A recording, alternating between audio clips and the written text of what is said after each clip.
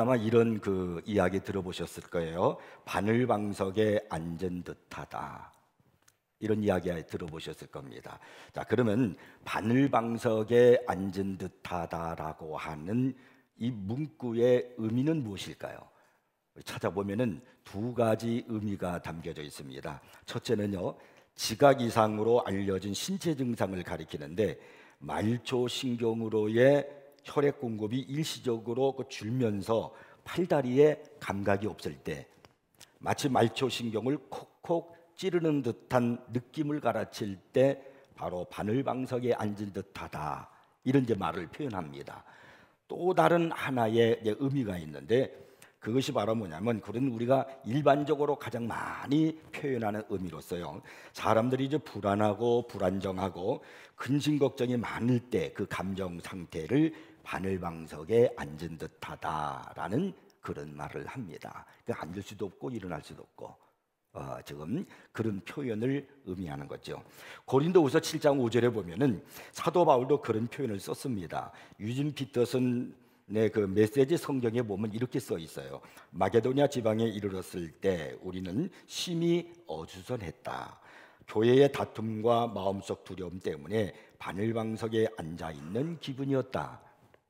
무슨 일이 벌어질지 몰라 불안한 마음뿐이었다. 이러한 일이 어디 사도 바울뿐이겠습니까? 지금 우리의 현실이야말로 바늘방석에 앉아 있는 듯한 불안함의 연속입니다.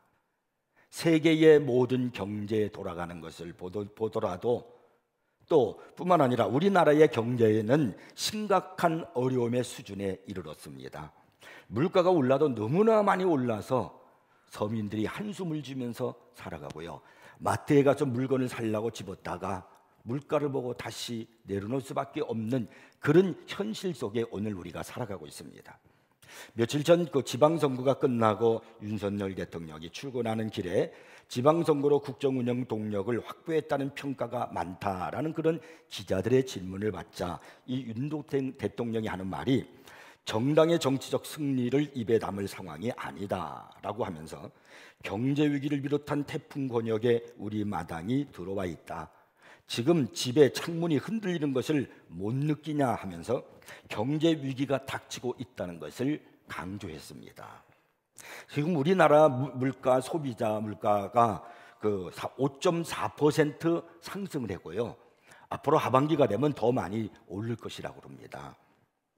이것은 2008년도 금융위기가 있은 이후에 최고치라고 그렇게 진단을 내리고 있습니다. 그만큼 우리나라의 경제가 지금 어렵다는 거예요. 경제의 풍랑이 닥쳐왔다는 것입니다. 이러할 때 우리 그리스도인들은 어떻게 해야 할까요? 내 삶에 기근이 왔을 때, 내가 살아가는 인생길에서 어떤 위기가 왔을 때 우리 그리스도인들은 어떤 자세를 취해야 할까 하는 것을 우리 믿음의 사람들은 늘 알고 깨어있고 붙들고 있어야 됩니다. 성경에는 여러 곳에서 경제의 위기에 대한 말씀이 나옵니다. 고대 사회에서는 현대와 같은 다양한 그런 경제 활동이 이루어지지 않았기 때문에 자연에 의존한 경제가 전부였습니다. 비가 오지 아니하면은 그건 보나마나 큰 경제의 위기를 맞게 되는 겁니다. 비가 오지 아니하면 기근을 맞게 되기 때문에 많은 사람들이 양식을 구하지 못하게 되고 고통 가운데 빠지게 되는 겁니다. 이러할 때 하나님의 백성들은 어떻게 했는가라는 겁니다. 창세기 12장에 보면은 아브라함이 하나님께서 갈대우리에 살고 있을 때 그곳을 떠나서 내게 지시할 땅으로 가라. 그것이 바로 가나안 땅 아닙니까? 약속의 땅. 천신만고 끝에 가나안 땅에 들어왔는데 그만 그 땅에 기근이 들고 말았습니다. 그래서 그는 그 약속의 땅에 머물지 못하고 애굽으로 갔습니다. 하나님께서 아브라함을 지켜주시고 보호해 주시지 않았다면 아브라함을 향한 하나님의 약속은 이루어지지 않았을 것입니다. 왜냐하면 애굽 왕이 아브라함의 아내를 자신의 아내로 삼으려고 했기 때문에 그렇습니다. 그러니까 이 아브라함은 애굽 땅으로 가서 애굽의 왕에게 자기의 아내를 빼앗길 뻔했던 겁니다. 창세기 41장에 보면은 애굽에 7년 충년이 들었을 때 그 땅의 기근이 엄청나게 심했습니다. 그 충년이 너무나 7년 동안 들었으니까 엄청나게 기근이 심하게 들었습니다. 근데 그때 애굽의 총리였던 요셉이 7년 풍년이었을 때 곡물을 거두어서 각성에 다 이렇게 쌓아놓고 비축해 두었습니다.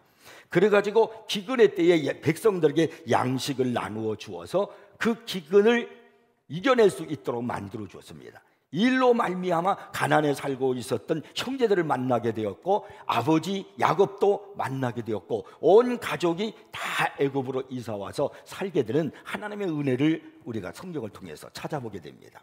룻기서 1장에 보면은 유다 베들레헴에 살고 있는 엘리멜렉이라고 하는 사람이 있었습니다. 근데 그 베들레헴 땅에 기근이 왔어요. 그래서 이 엘리멜렉이 이 땅에 기근이 왔으니 여기서 어떻게 살겠냐, 모압 땅에 가면은 굉장히 풍요하다고 하니까 우리 그곳으로 가자. 그래서 이 엘리멜렉이 자기의 가정을 아내 나오미하고 두 아들 말론과 기론이라는 두 아들을 데리고 네 식구가 바로 모압으로 떠나갔습니다. 그런데 그곳으로 가서 그들이 잘 살았으면 좋았겠지만 그만 이 엘리멜렉 가장이 죽고 두 아들도 죽고 그 나오미만 남았어요. 이 나오미는 두 아들이 모압 여인들과 결혼해서 살게 되는데, 둘째 며느리 룻이라는 여인이 어머니를 따라 나서겠다고 고집을 계속 피우니까 그 룻만을 데리고 다시 고향으로 돌아오는 것 우리가 성경을 통해서 알지 않습니까? 열왕기사 17장은 이스라엘에 3년 반 동안 극심한 기근이 온 것을 우리가 찾아보게 됩니다. 하나님께서 이스라엘 땅이 우상 숭배가 심하고 그리고 악을 향해서 하나님의 백성들이 죄를 짓게 되니까 하늘문을 닫아버리셨어요. 그래서 3년 반 동안에 비도 오지 아니하고 그리고 이슬도 내리지 않았습니다.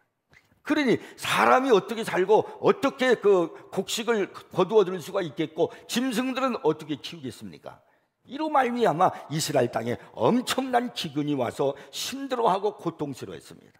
엘리야가 갈멜산에서 하나님 앞에 비를 달라고 기도해서 비를 주시지 않았다면은 아마 이스라엘 땅은 엄청난 그 많은 사람들이 죽게 되었을 것입니다. 이런 일들을 우리의 성경 곳곳에서 하나님의 백성들이 기근에 당했을 때 어떻게 처리했는가 하는 것을 보게 됩니다. 오늘 우리가 읽었던 이 창세기 26장 역시 기근에 대한 말씀이에요. 1절은 이렇게 시작을 하고 있습니다.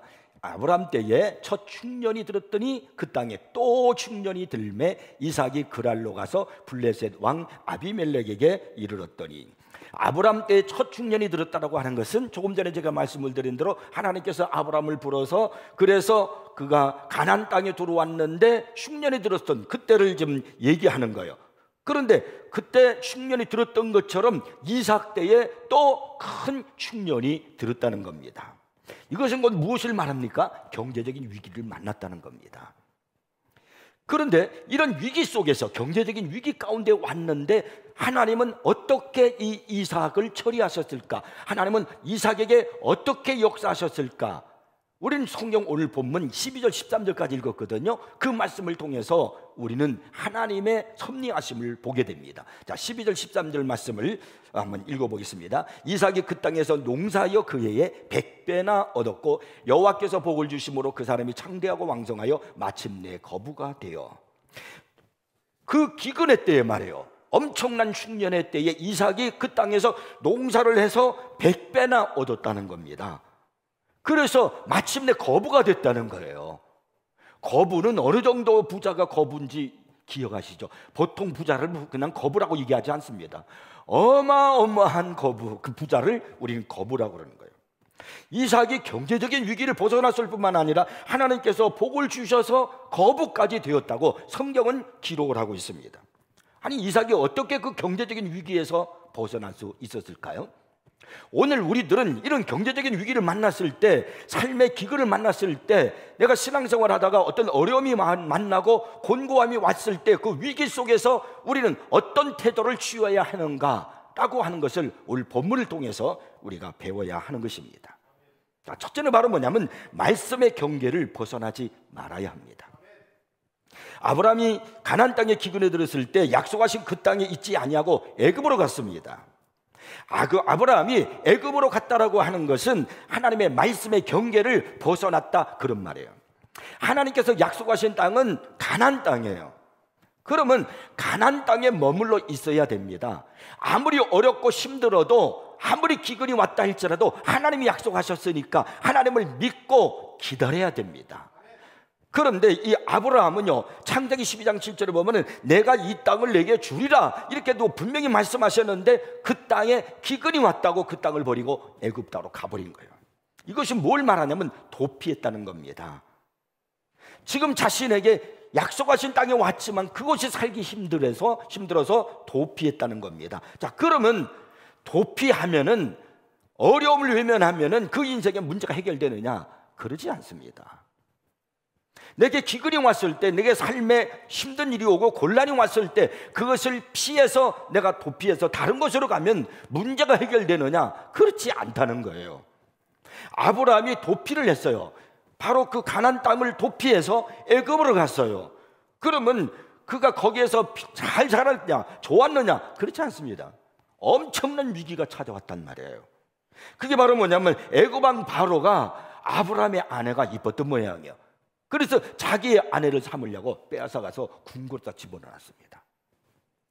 세상에 그러니 엄청난 위기가 온 거죠. 하나님께서 일로 말미암아 바로와 그 집에 재앙을 내리지 아니하셨다면요, 하나님은 아브라함을 통해서 너를 통해서 큰 민족을 이루리라고 약속하셨던 그 약속은 이루지 못했을 겁니다. 부인 사라가 없는데, 뺏겼는데 어떻게 그 약속을 이루겠습니까? 그래서 도피가 문제 해결의 방법이 아니라는 거예요. 본문에 보면은 이삭이 흉년이 들었더니 가나안 땅에 또 흉년이 들었단 말입니다. 아브라함 때 가나안 흉년이 든 것처럼 또 흉년이 들었어요. 기근이 왔어요. 어려움이 왔어요. 위기가 왔어요. 그때 그가 어떻게 했는가? 1절에 보니까 성경이 이렇게 말씀하잖아요. 이삭이 그랄로 가서, 흉년이 드니까 그랄로 가서 블레셋 왕 아비멜렉에게 이르렀다고 말씀합니다. 이삭이 왜 그랄로 갔을까요? 이 그랄은 어디냐면 애굽과 바로 이스라엘과 국경이, 경계선이 있는 국경선이에요. 그러니까 이삭도 애굽으로 내려가려 하고 지금 바로 이곳에 와 있다 하는 것을 우리가 알 수가 있어요. 더 정확하게 알 수 있는 것은요, 2절에 보면 하나님께서 이삭에게 하는 말씀을 통해서 우리가 알 수가 있어요. 여호와께서 이삭에게 나타나 이르시되 애굽으로 내려가지 말고 내가 내게 지시하는 땅에 거주하라. 거기가 어디예요? 가나안 땅이에요. 애굽으로 내려가지 말라는 것은 이미 하나님은 우리의 심령을 다 보고 우리의 생각과 계획을 다 알고 계시는 분이세요. 그 하나님께서 이삭에게 말씀하는 겁니다. 애굽으로 내려가지 말고, 그것은 이삭이 애굽으로 내려가려고 다 계획하고 생각하고 있었다는 걸 말씀하는 거 아니겠습니까? 그래서 내가 내게 지시하는 땅에 거주하라. 이 땅에 거류하면 내가 너와 함께 있어 내가 이 모든 땅을 너와 내 자손에게 주리라. 하나님께서 분명히 이렇게 말씀을 하고 약속을 하셨으면 이 약속의 말씀을 믿고 힘들어도 어려워도 흉년이 왔어도 기근이 왔어도 하나님을 의지하고 그 땅에 머물러야 되는 겁니다. 근데 이 이삭 역시 그 하나님을 신뢰하지 못하고 염려하여 도피의 길을 선택했던 것을 볼 수 있습니다. 이삭이 애굽으로 내려가는 것이, 아브라함이 애굽으로 내려가는 것이 나쁜 것입니까? 왜 나쁜 것입니까? 성경은 애굽을 향해서 뭐라고 그러냐면 세상으로 표현하고 있습니다. 그래서 성경은 애굽으로 내려가지 말라는 것은 세상으로 가지 말라 그런 말이에요. 우리 예수 믿는 사람은 하나님이 주시는 은혜의 자리에 항상 있어야 됩니다. 복된 장소에, 복된 자리에 항상 머물고 있어야 됩니다. 만일 이삭이 진정 하나님의 복을 받으려고 하면은 그 약속의 땅에 머물러 있어야 되는 겁니다. 룻기서 1장에 보면 베들레헴에 기근이 왔단 말이에요. 그래서 엘리멜렉이 그 기근을 도피해서 모압으로 갔잖아요. 그러면 모압 땅에 가서 잘 살아야 되는데 그렇지 않았단 말입니다. 나오미 오니까 남편 죽고 두 아들 죽고, 그래서 할 수 없어 더 이상 모압 땅에 살 수 없어서 10년 만에 고향으로 돌아가자, 베들레헴으로 돌아가자. 그래서 돌아가려고 하는데 둘째 며느리 룻이 나도 어머니를 따라가겠습니다. 그리고 굳이 만류하는데도 나는 어머니가 함께 가는 곳에 나도 가겠습니다. 그러면서 룻이 이제 어머니를 따라오죠. 그 이제 나오미가 고향 베들레헴으로 오니까 10년 만에 나오미를 보니까 사람들이 나오미가 왔다 막 그리고 이제 떠들고 그러는 거예요. 그때 나오미가 뭐라고 말합니까? 나를 나오미라 부르지 마라. 나오미는 기쁨이라는 뜻이거든요. 나 기쁘지 않다는 거예요. 그러면서 그가 이런 고백을 해요. 여호와께서 나를 징벌하셨고 전능자가 나를 괴롭게 하셨다. 내가 약속의 땅을 버리고 내가 하나님이 주셨던 그 베들레헴을 버리고 쉽고 편한 길, 풍요로운 길인 줄 알고 떠났던 모압, 내가 거기를 가서 나에게 닥친 것은 바로 하나님의 징벌이었고 하나님의 고통이었다. 이것이 바로 믿음의 경계선을 떠난 사람의 고백입니다. 하나님의 백성은 어떠한 어려움이 있어도 여러분 믿음의 경계선을 떠나시면 안 됩니다. 약속의 말씀을 떠나면 안 됩니다. 사도 바울이 디모데 후서 4장 10절에서 참 가슴 아픈 이야기를 하잖아요. 대만은 이 세상을 사랑하여 나를 버리고 데살로니가로 갔고, 제가 여러분이 얘기했잖아요. 대만은 바울의 왼편에서 있는 사람으로 항상 바울과 동행하며 사역했던 사람이에요. 근데 그 대마가 어떻게 이 세상을 사랑하여 그랬어요. 이 세상을 사랑하여 나를 버리고 데살로니가로 갔다. 그럼 이 세상이 어디를 피하는 거야? 애굽이잖아요. 그러니까 구약시대로 말하면 애굽으로 갔다 그런 말이에요. 오늘 성경의 3절에 보면은 하나님은 이삭에게 이 땅에 거류하면 내가 너와 함께 있어 내게 복을 주고 오라고 이렇게 말씀하셨습니다. 이 땅에 거류하라고 그랬어요. 거류는 잠시 머무는 거예요. 그랄 땅이에요. 그랄 땅. 거기는 블레셋 땅이에요. 아직 애굽은 넘어가지 않았어요. 애굽을 넘어가려고 거기에 지금 머물고 있는 거예요. 넘어가지 말라는 거예요. 거기 잠깐만 있어라. 그리고 다시 돌아가라. 하나님의 그런 말씀이에요. 그런데 이삭이 어떻게 했는가? 6절을 보시니까요, 성경이 이렇게 말씀해요. 이삭이 그랄에 거주하였더니, 이 땅에 거류하라는데 거주했다는 겁니다. 거류는 잠시 있는 거예요. 거주는 아주 머물러 있는 거예요. 그런데 성경의 8절을 보면은요, 그것도 오랫동안 거주했다라고 말씀하고 있습니다. 여러분, 이렇게 오랫동안 그 그랄 땅은 내가 있을 땅이 아니에요. 잠깐 머물다가 떠나야 돼. 빨리 깨닫고 가나안으로 다시 약속의 땅으로 가야 되는 겁니다. 근데 왜 거기에 오랫동안 불신의 땅, 불신앙의 땅, 세속의 땅, 이방인의 땅, 왜 거기에 오랫동안 머물게 되는 겁니까? 이렇게 거주하게 되잖아요. 오랫동안 머물게 되잖아요. 그러니까 어떤 일이 벌어지냐면 그때 이삭에게 이런 문제가 생기는 거예요. 7절에 그곳 사람들이 그의 아내에 대하여 물으매 그가 말하기를 그는 내 누이라 하였으니 리브가는 보기에 아리따움으로 그곳 백성이 리브가로 말미암아 자기를 죽일까 하여 그는 내 아내라 하기를 두려워함이었더라.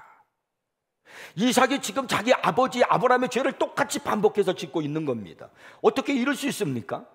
부전자전이에요. 죄를 짓는 데 있어서 아버지 아브라함도 자기 아내 리브가를 아내라고 그러지 않고 누이라고 속였단 말이에요. 근데 지금 그의 아들 이삭도 똑같이 자기 아내 리브가를 아내라고 하지 않고 누이라고 지금 그렇게 말하고 있어요. 어떻게 그럴 수 있습니까? 이삭이 아버지의 경험을 배우지 못했습니까? 틀림없이 아버지 아브라함으로부터 애굽에서 있었던 일을 들었을 텐데 아버지 아브라함의 그 일을 똑같은 죄를 지금 여기서 반복해서 죄를 짓고 있는 거예요. 이삭이 아내 리브가를 내 누이입니다 라고 왜 거짓말을 했을까요? 그는 당당하게 그녀는 내 아내입니다 라고 말하지 못한 이유가 뭘까요? 그걸 보니까 성경에 자기를 사람들이 죽이고서 내 아내를 뺏어갈까 봐 두려워하고 겁이 나서 그랬다는 거예요. 그러니까 지금 이삭이 이 그랄 땅에 오래 머물러 있으면서 나타난 현상이 뭐냐면 자기 아내에게 큰 상처를 줬어요. 거짓말을 했어요. 하나님 앞에 죄를 지었단 말이에요. 하나님께서 이삭이 나타나셔서 약속해 주시고 보호해 주지 않았다면 그 역시 그는 아내를 빼앗기고 자기도 죽었을지도 몰라요. 그리고 하나님은 분명히 3절, 2절, 3절, 4절에서 오늘 본문에서 뭐라고 그러냐면 내가 이 땅에 거류하면 내가 너를 지켜주겠다, 함께 하겠다, 그리고 이 땅을 내 자손에게 주겠다 이렇게 약속하셨는데 그 하나님의 약속의 말씀을 믿질 못하고 염려해서 두려워해가지고 그가 거기서 거짓말을 하고 죄를 짓고 만 겁니다. 이삭이 믿음이 없어서 그랬을까요? 이삭은 틀림없이 창조 얘기를 들었어요. 그리고 노아 홍수의 얘기도 들었을 겁니다. 자신이 아버지 100세 때에, 아브라함 100세 때에 기적으로 하나님의 은혜로 낳은 아들이라는 사실을 알았을 거예요. 그리고 자기 아내 리브가가 임신을 하지 못했지만은 하나님께서 기적같이 아내 리브가가 임신을 해서 쌍둥이를 낳는 역사가 있었습니다. 비록 그런 이야기들을, 그런 소수의 이야기들을 들었지만은 어떻든 간에 그는 하나님의 역사를 알고 있었어요. 하지만 오늘 우리는 어떻습니까? 우리는 너무나도 많은 것들을 알고 있습니다. 구약 성경에 나타나는 수많은 기적들, 하나님께서 역사하셨던 수많은 은혜들, 전능하신 하나님께서 어떻게 당신이 역사하시고 백성들을 다루셨는가 하는 것들을 우리는 구약 성경을 통해서 알고 있고 배우고, 그리고 우리가 깨닫고 있다는 겁니다. 나아가서 우리는 신약 성경을 가지고 있습니다. 우리 주 예수님께서 동정녀 탄생을 하셨고 십자가 처형과 부활과 같은 기적적인 생애에서 성경 말씀의 성취에 대한 것을 믿는 믿음을 우리가 고백하고 있지 않습니까? 우리는 오순절에 성령이 오신 사건을 믿습니다. 우리는 성령으로 말미암아 내가 거듭나고 하나님의 자녀가 되고 구원받은 사건을 믿습니다. 고백합니다. 인정합니다. 우리는 이렇게 신약 성경에 나타난 놀라운 사실들을 믿고 또 고백하며 그 말씀을 붙들고 구약의 말씀도 믿고 그로 붙들고 살아가는데, 그러다가 어떤 한 공경에 처하게 되잖아요. 그러면 우리는 나의 안전에 대해서 두려워하게 되고 겁이 나서 종종 죄를 범하고 거짓말하고, 그리고 신앙의 자리에서 벗어날 때가 있다는 거예요. 결국 이삭은요, 이렇게 되다 보니까 그곳에 머무르면서 거짓말하게 되고 죄를 짓게 되니까 이방 왕 아비멜렉이라는 블레셋 왕으로부터 책망을 듣습니다. 자, 10절을 한번 성경을 읽어보겠습니다. 아비멜렉이 이르되 네가 어찌 우리에게 이렇게 행하였느냐? 백성 중 하나가 내 아내와 동침할 뻔하였도다. 내가 죄를 우리에게 입혔으리라. 죄에 대한 책망은 하나님의 자녀, 성결의 길을 걸어가는 하나님의 자녀들이 죄악 속에 살아가는 세상을 향해서, 세상 사람들을 향해서 해야 되는 거 아니겠습니까? 그런데 어떻게 하나님의 자녀들이, 하나님의 백성이 세상 사람들로부터 책망을 듣고 그리고 꾸짖음을 듣는단 말입니까? 어떻게 그럴 수가 있습니까? 이삭이 블레셋 사람들을 향해서 너들 그렇게 살면 안 돼, 그런 죄를 지으면 안 되라고 그렇게 말해야 되는 것이 당연한데, 어떻게 하나님의 자녀, 믿음의 조상 이삭이 블레셋 왕 아비멜렉으로부터 책망을 듣고 꾸짖음을 듣는다는 말입니까? 왜 그런 겁니까? 그랄 땅에 머물러 있었기 때문에 그래요. 그것을 떠났어야 되는데, 빨리 떠났어야 되는데 머물러 있었기 때문에, 그러다 보니까 결국은 세속화되기 시작하고 책망을 듣는 일이 그에게 나타나기 시작하는 겁니다. 사랑하는 여러분, 우리는 항상 깨어 있어야 됩니다. 내가 가고자 하는 그곳이 하나님이 기뻐하는 곳인가? 하나님의 은혜가 있는 곳인가? 말씀이 있는 곳인가? 기도가 있는 곳인가? 아니면 예배를 드리는데 지장이 없는 곳인가? 내가 하나님을 섬기는데 장애물이 되지 않는가? 늘 이런 것을 살피고, 그리고 또 살피면서 내 행동을 옮겨야 되는 겁니다. 공부할 때일수록, 경제 위기를 만날 때일수록, 내가 힘들고 어려운 때일수록 내 삶의 신앙의 경계선을 살펴보고, 그리고 올바른 태도를 취하고 결정하는 것이 중요합니다. 그렇지 않으면 아브라함처럼, 이삭처럼, 엘리멜렉처럼 될 수 있다는 사실이에요. 그 다음에 두 번째는요, 말씀을 벗어난 지역에 머물러 있으면 안 됩니다. 이삭은 흉년이 들자 자신을 돌봐주심에 대한 하나님의 능력을 의심하고 더 좋은 땅이라고 생각했던 곳으로 떠나려고 했습니다. 그래서 그 안에 머물렀단 말이에요. 그래서 그곳에서 자신의 아내에 대해서 거짓말을 해가지고 당시 주변 세상 사람들보다도 더 낮은 도덕적인 기준을 드러내고 말았어요. 하나님의 도우심이 아니었다면 이삭은 아내를 빼앗길 수밖에 없었겠죠. 그렇다면 이제는 그것을 떠나 가나안으로 돌아가야 됩니다. 그런데 이삭은 그곳을 떠나지 못하고 계속 그곳에 머물러 있는 거예요. 그것은 이전의 실패에 타협을 하고 있는 것을 보는 겁니다. 자, 여기서 하나님께서 이삭을 다루시는 과정이 무엇인가 하는 것을 우리가 눈여겨보셔야 됩니다. 이렇게 실패하고 잘못된 길을 가고 있는 그 이삭에게 하나님께서 어떤 방법으로 이삭을 다루시는가라는 거예요. 12절 13절 다시 한번 읽어보겠습니다. 이삭이 그 땅에서 농사하여 그의 100배나 얻었고 여호와께서 복을 주심으로 그 사람이 창대하고 왕성하여 마침내 거부가 되어. 이삭이 그 땅에서 농사했다는, 그 땅이 어디냐면 지금 그가 머물러 있으면 안 되는 땅이 죄악의 땅이에요. 그랄 땅. 거기서 농사를 했어요. 그런데 그 땅에서 100배나 될 정도로 수확을 얻었어요. 그런데 그 100배만 얻는 것이 아니고 하나님께서 복을 주셔가지고 그가 마침내 거부가 될 정도로 있어요. 거부가 될 정도면 그에도 그렇게 많은 복을 받고 다음에도 복을 받고 그 다음에도 계속 복을 받으니까 복이 그냥 쌓아져서 마침내 창성하고 왕성하고 거부가 되는 거예요. 여러분, 거부는 그냥 보통 부자를 거부라고 그러질 않아요. 거부는 부자 중에서 최고의 부자를 가지고 거부라고 그러는 겁니다. 바로 이 이삭이 그렇게 됐다는 거예요. 여기서 우리는 하나님이 다루시는 방법을 보게 됩니다. 하나님의 뜻 밖에 있어도, 하나님의 말씀 밖에 있어도 복을 받을 수 있겠는가라는 거예요. 근데 성경은 우리에게 그럴 수 있다라고 말씀하는 겁니다. 이상하게 보이겠지만 하나님은 때때로 이런 식으로 역사하십니다.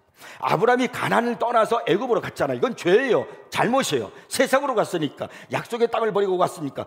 그런데 하나님은 아브라함을 지켜주셨을 뿐만 아니라 아브라함이 다시 약속의 땅 가나안으로 돌아올 때 바로를 통해서, 애굽 왕 바로를 통해서 많은 재물을 얻게 해 주셨습니다. 양과 소와 노비와 암수 나귀와 낙타를 얻었다고 창세기에 그렇게 기록하고 있어요. 잘못했으면 채찍이 당연한데 하나님은 어떻게 이렇게 역사하십니까? 이삭이 그곳에 머물러 있는 것이 잘못이라면 분명히 잘못이에요. 그러면 하나님의 채찍이 당연한데 왜 하나님은 그런 거부가 되는 복을 주신다는 말입니까? 하나님은 때로는 채찍보다도 당근을 선택하실 때가 있다는 겁니다. 하나님은 때로는 때리는 것보다 축복으로 잘못을 깨닫게 하시기도 합니다. 그것은 아마도 때리는 방법보다도 잘못한 아들을 후하게 대접해서 자기의 잘못을 뼈저리게 느끼게 하려는 하나님의 섭리요, 하나님의 사랑입니다. 탕자가 아버지에게로부터 분깃을 빼앗다시피 해서 그가 떠나서 허랑방탕하고 돈을 다 써버리잖아요. 그리고 충년이 드니까, 기근이 드니까 살 수가 없으니까 돼지 주염 열매를 먹고 있다가 아버지 집으로 돌아가야 되겠다, 내가 거기서 품꾼으로도 살아야 되겠다. 그리고 아버지 집으로 돌아와요. 아버지가 이 탕자를 만납니다. 그러면 타락했던 탕자, 아버지를 떠났던 탕자, 죄를 졌던 탕자, 아버지의 재산을 허랑방탕에 썼던 탕자, 그에게 해야 할 일은 뭐예요? 채찍이 아니겠어요? 너 어떻게 이럴 수가 있느냐? 그렇게도 아버지가 얘기했는데 말 안 듣고 떠나다, 이게 무슨 꼴이냐? 채찍이 할 텐데 그 아버지는 그렇지 않았어요. 그 아들을 목을 어금맞대고 안았어요. 그리고 옷을, 아버지의 옷을 갖다 입혀주고 신발을 신겨주고 반지를 껴주고 풍악을 열라, 잔치를 벌여라. 그리고 후하게 사랑해주고 대우해주고 인정해 주었습니다. 때로는 하나님께서 이렇게 우리에게 역사하신다는 겁니다. 이 사건에 대해서 이삭이 어떻게 하나님은 자기를 다루시는가 하는 것을 분명히 깨달았을 거예요. 하나님은 보시지 않지만은 역사 속에 살아계셔서 반드시 간섭하시고 역사하시는 하나님이십니다. 우리 하나님은 내가 잘못했을 때 그 하나님을 잘못을 처리하실 때 채찍을 내리실 수 있음에도 불구하고 채찍보다는 더 커다란 사랑을 가지고 더 기회를 주시면서 내 신앙이 더 성장하고 하나님의 사랑을 알기를 원하시는구나 라는 것을 이삭은 깨달았을 겁니다. 오늘 우리 중에도 그런 분들이 아마 많이 있을 겁니다. 근데 이삭은 그 안에 오래 머물고 있으므로 그가 거기서 죄를 졌잖아요. 오래 머물고 있으니까 자기 아내를 누이라고 거짓말하게 되고요. 엘리멜렉 역시 모압 땅에 오래 머물고 있으므로 그 집안이 풍비박산 나고 말았습니다. 여러분, 빨리 돌아와야 됩니다. 내가 벗어난 자리, 말씀에서 벗어나고 신앙으로서, 믿음으로서 내가 벗어난 자리에 있다면 빨리 돌아와야 됩니다. 내가 잊지 말아야 할 자리란, 믿음의 사람으로서, 기도하는 사람으로서 내가 잊지 말아야 할 자리란 빨리 그 자리를 떠나야 됩니다. 그것을 계속 머물러 있으면 이삭처럼 돼요. 계속 수근수근대고 불평하고 죄짓고 있는, 원망하고 시기질투하는 그 자리에 같이 나도 동조하고 머물러 있으면 나도 엘리멜렉처럼 된단 말이야. 빨리 떠나야 돼요. 떠날수록 오만한 자리에 앉지 말고, 죄인의 곁에 머물러 있지 말고 빨리 그 길을 떠날수록 복 있는 사람이 될 줄로 믿으시기 바랍니다. 그 다음에 세 번째는요, 예배를 회복해야 됩니다. 이삭이 복을 받아 거부가 됨으로 이제 문제가 생겼어요. 이제 거부가 됐으면 좋을 것 같은데 문제가 생겼어요. 그게 바로 뭐냐면 블레셋 사람들이 그를 시기하기 시작한 겁니다. 14절을 이제 한번 보겠습니다. 양과 소가 때를 이루고, 때를 이뤘다는 건 많다는 거죠. 종이 심이 많음으로, 종도 옛날엔 재산처럼 여겼단 말이에요. 심이 많음으로 블레셋 사람이 그를 시기하여. 이번엔 16절을 한번 또 보겠습니다. 아비멜렉이, 블레셋 왕이 이삭에게 이르되 내가 우리보다 크게 강성한즉 우리를 떠나라. 이제는 이삭에게 떠나라고 아예 강력하게 이제 몰아붙이는 거야. 떠나! 이 땅에 있지만 너는 우리 백성 아니야. 여기 있을 사람 아니야. 떠나가, 떠나. 그래서 이삭이 어쩔 수 없이 떠다 미니까, 그 아래서 떠미니까, 그래서 그곳을 떠나는데 어디로 떠났을까요? 17절을 보면 재밌어요. 이삭이 그곳을 떠나 어디로 떠났을까? 그랄 골짜기에 장막을 치고 거기 거류하며. 그랄 골짜기는 그랄로 들어가는 입구요, 골짜기는. 그러니까 결국은 완전히 떠난 게 아니에요. 그랄을 못 떠나고 있는 거예요. 그 입구에까지 또 갔어요. 거기까지. 거기서 장막을 쳤다. 장막을 쳤다는 것은 거기서 살고 싶어서 장막을 쳤다는 거 아니에요? 그리고 또 종들이 우물을 팠단 말이에요. 그랬더니 그랄 사람들이 와가지고 우물을 막 다 메워버렸어요. 여러분, 우물을 파는 게 얼마나 힘든 일인지 몰라요. 그 당시에는 요즘처럼 뭐 이렇게 추측을 해가지고 이렇게 어떤 장치를 해서 알아봐가지고 물줄기를 이렇게 찾아내서 하는 게 아니거든요. 그리고 물이 그 당시에는 얼마나 중요한지 몰라요. 그래서 우물을 갖는다는 것은, 우물을 팠다는 것은 내가 여기 정착해서 살겠다는 거예요. 식구들과 그리고 많은 그 짐승들을 데리고 그들을 먹이며 살겠다는 얘기 아니에요. 우물을 팠는데 그랄 사람들이 와가지고 다 메워버렸어요. 얼마나 화가 나요. 더 이상 있을 수가 없죠. 그래서 또 떠났어요. 또 떠나서 우물을 또 팠어요. 그리고 우물을 파서 거기서 또 살고 싶었는데 또 그들이 또 찾아왔어요. 또 찾아와가지고 그 우물을 또 메워버렸어요. 화가 치밀어 오를 거예요. 저것들이 왜 자꾸 내가 가는 곳마다 우물을 팔까? 왜 그럴까요? 왜 그럴까요? 그래서 이삭은 또 떠났어요. 그래가지고 그가 떠나가지고 어디까지 갔냐면 이번에는 이제 더 멀리, 이제 그랄에서 멀리 가서 가나안 땅 가까이까지 이제 오게 됐어요. 근데 가나안 땅에 오게 돼서 그가 거기다 또 우물을 팠어요. 그리고 르호봇이다, 이제 넓혀졌다, 널찍함이다라는 그런 뜻이거든요.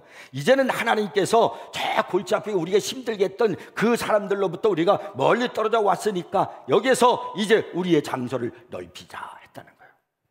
그러면서 이삭이 자꾸 그랄로부터 우물 때문에 자꾸 와서 가나안 땅에 들어오고, 이제는 어디까지 왔느냐?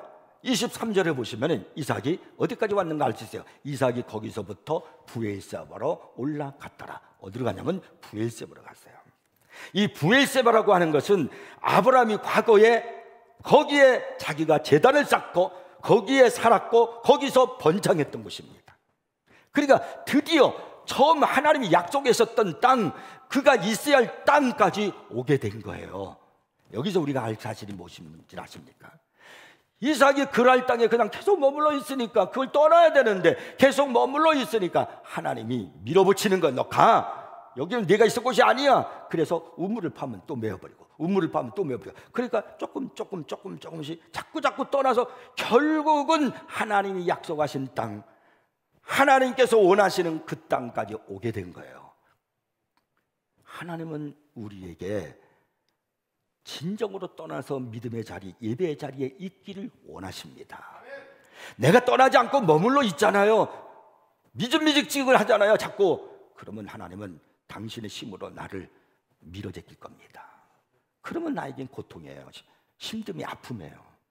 그러지 마시고 여러분, 내가 있어야 할 곳이 아니라면, 내가 하나님의 자녀로서 있어야 할 곳이 아니라면 빨리 떠나서 예배의 자리, 믿음의 자리, 기도의 자리, 성경의 자리에 있어야 할 줄로 믿으시기 바랍니다.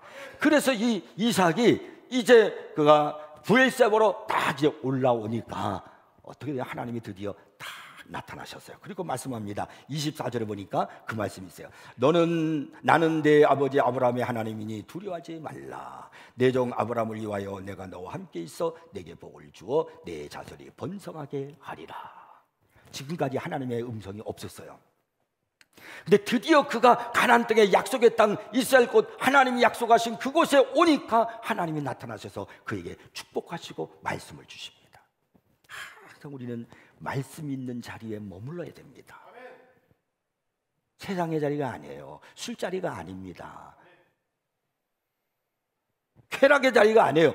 은혜의 자리, 하나님이 말씀하시는 그 자리에 우리가 있어야 된다는 사실을 잊지 마십시오.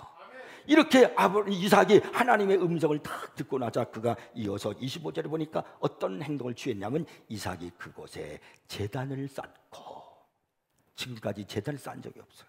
제단을 쌓았다는 말이 없어요. 예배를 드렸다는 말이 없어요. 드디어 그곳에서 예배를 드리고 여호와의 이름을 부르며 거기 장막을 쳤더니 이삭의 종들이 거기서도 음물을 받더라. 드디어 그가 하나님의 이름을 부르고 그리고 예배를 드리기 시작했다는 겁니다. 예배 회복이 제일 중요한 겁니다. 약속의 말씀을 떠나면 예배를 잃어버려요.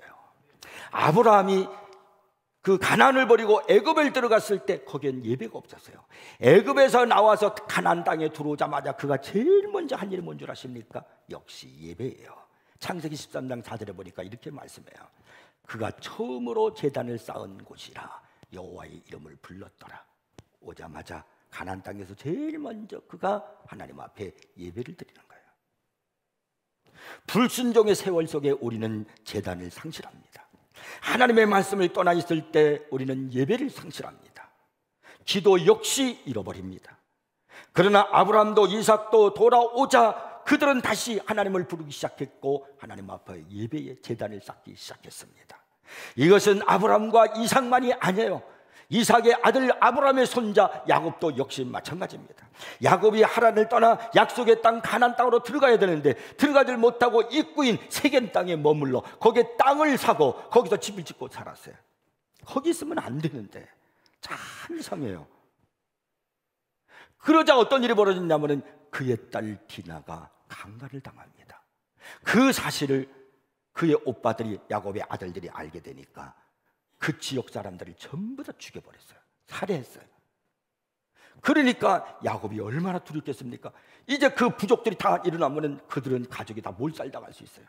그때 하나님이 야곱에게 나타나셔서 말씀합니다. 창세기 35장 1절에요. 일어나 베델로 올라가서 거기 거주하며 내가 내 형 에서의 낯을 피하여 도망하던 때에 내게 나타났던 하나님께 거기서 제단을 쌓아라 하신지라.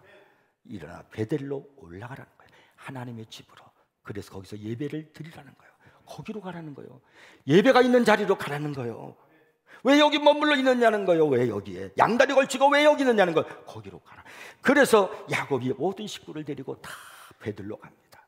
그리고 베들로 올라가서 하나님 앞에 제단을 쌓고 하나님의 이름을 부릅니다. 예배를 회복합니다. 그러자 하나님께서 다시 그에게 나타나서 축복을 하시고 약속하시는 장면을 우린 창세기 35장에서 보게 됩니다. 이삭 역시 그가 하나님을 만나고 하나님의 음성을 듣고 그리고 그가 바로 거기서 브엘세바에서 제단을 쌓고 예배를 드리고 하나님께 영광을 돌리자 어떤 일이 벌어진 줄 알아요? 그 후에 블레셋 왕 아비멜렉이 아우삿과 군대 장관 비고를 데리고 이삭에게로 왔어요. 그리고 창세기 26장 28절에 보니까 이렇게 말합니다. 여호와께서 너와 함께 계심을 우리가 분명히 보았으므로 우리의 사이 곧 우리와 너 사이에 맹세하여 너와 계약을 맺으리라. 전에 이삭의 원수였던 그들이 이삭을 찾아와서 하나님이 그와 함께 하심을 증언하면서 화목을 요청하는 거예요. 우리를 떠나 막 협박을 하고 안 떠나면 죽일 거야. 몰아내기 전에 떠나. 그래서 어쩔 수 없이 이삭이 떠나잖아요. 또 조금 떠났지만 또 와서 우물을 맺고 그랬잖아요. 그 원수였던 그런 관계였는데 와서 화목을 요청하는 거예요. 여러분, 내가 믿음이 회복되고 예배가 회복되고 내가 있어야 할 자리에 있잖아요. 그러면 나의 인생의 모든 문제들이 다 회복된다는 사실을 믿으시기 바랍니다. 잠언서 16장 7절은 말씀합니다. 사람의 행위가 여호와를 기쁘시게 하면 그 사람의 원수라도 그와 더불어 화목하게 하시느니라. 사랑하는 여러분, 이삭에게 있었던 가나안 땅에 찾아왔던 기근은 유익한 경험이었습니다. 그런 의미에서 내가 하나님의 자녀임에도 불구하고 내 삶 속에 갑자기 기근이 찾아왔을 때 여러분은 어떻게 반응하시겠습니까? 신앙인답게 반응하십니까? 경제적인 위기가 찾아왔을 때 우리는 무엇보다도 먼저 말씀의 경계선을 넘어가면 안 돼요. 내가 있어야 할 자리를 반드시 지켜야 됩니다. 힘들고 어려워도 인내하며 참고 기다려 보십시오. 하나님은 반드시 역사하십니다. 그리고 혹시 잊지 말아야 할 곳에 내가 머물고 있지는 않은지요? 불신앙의 자리, 죄 짓는 자리, 그리스도인으로서 하나님의 백성으로서 거룩을 떠난 그 자리에 내가 있지는 않은지를 보고 여러분, 그렇다면 속히 그 자리를 떠나야 합니다. 떠나지 않으면 하나님이 나를 밀어서 결국은 가게 할 겁니다. 요나가 가야 할 곳을 가지 아니하고 엉뚱한 곳에 머물러 있으니까, 배 밑에 머물러 있으니까 하나님은 풍랑을 일으키고 그를 고기 뱃속에 집어넣어서 가야 할 곳을 억지로 밀어넣지 않습니까? 니네로 보내잖아요. 우리는 내가 신앙생활할 때 어떻게 생활해야 되는 걸 기억하고 항상 예배 안에 머무는 여러분이 되기를 바랍니다. 하나님 앞에서 오늘 여러분이 경제 위기를 만났을 때 어떻게 극복하시겠습니까? 어려움을 만났을 때, 시험을 만났을 때 그 어려움을 어떻게 이겨내시겠습니까? 나의 나된 진실한 모습은 그 위기를 당할 때 나타난다는 사실을 잊지 마십시오. 그 위기 속에서 내가 어떻게 태도를 취할 것인가, 어떤 자세를 나타낼 것인가가 내 모습이에요. 나의 신앙이에요. 승리하는 여러분 되기를, 여러분에게 하나님의 축복이 있기를 주의 이름으로 축원합니다. 기도하겠습니다.